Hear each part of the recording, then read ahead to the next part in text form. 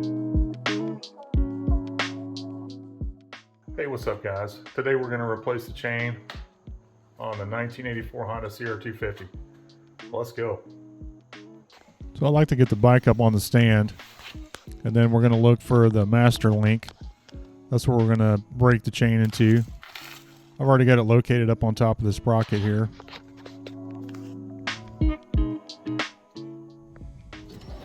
I'm going to grab the punch and the hammer to get the master link off.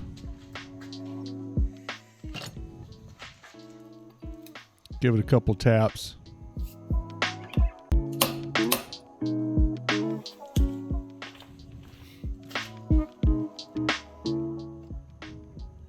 Get the needle nose pliers and pull the keeper off.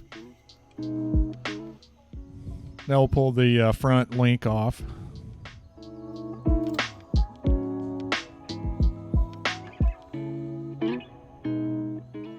Then we'll push the master link through and pull it.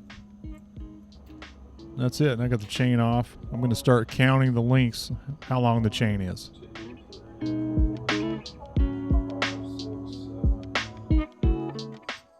I want to count each link. That's one link, that's 2, 3, 4, 5, 6, 7, and so on.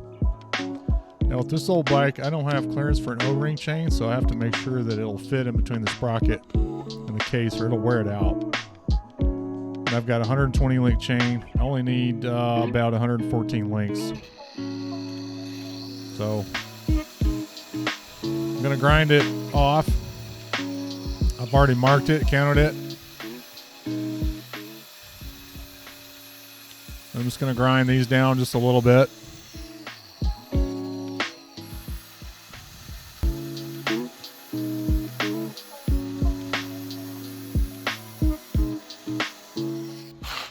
Grind it down until I get it to looking about like this, and then I'm going to go back with a flat chisel and the hammer. Give it a few taps. You can see it starting to break loose. If you've got a chain brake tool, that's great. I don't have one. I haven't bought one yet.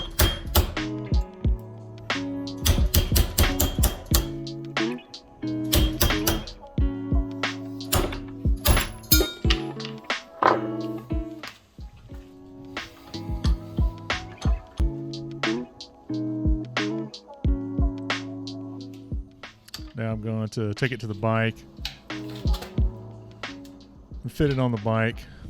I cut the chain. It was a little bit too long. So you'll see that once I get it on. But I just took, I think, another couple links out of it, and it was fine.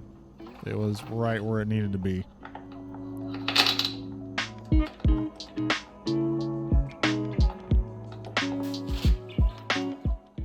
I'm just going to kind of threading it through there, through everything, trying to keep it off the floor where all the dirt is. And there you can see it's way too long, so I had to cut it again.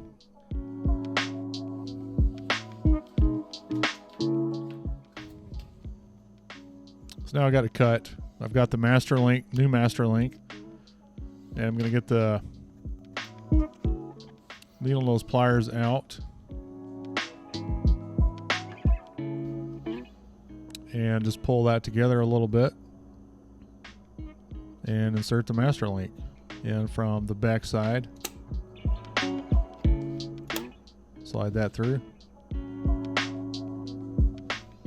Then I've got the new plate to put on the front. And next we're going to put the keeper on, and we're going to align it specifically the way I've got it on there, because the chain is going to go forward towards the bike when we're going when we're riding it. So if it hits anything, technically it will push it, it will keep it tight and not make it come off.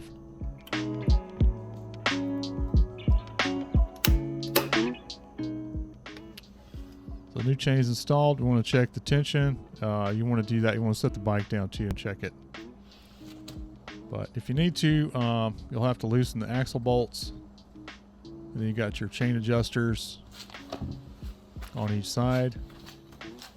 So loosen your axle bolt up. I've got a jam nut on my adjuster, so I'd loosen that. And then I've also got some nice marks on each side to help keep me even with my chain adjustment on both sides. You don't want to get the chain too tight, so when you get it down off the ground, make sure it's not super tight. Hey, really appreciate you watching. Please like and subscribe. Thanks, guys.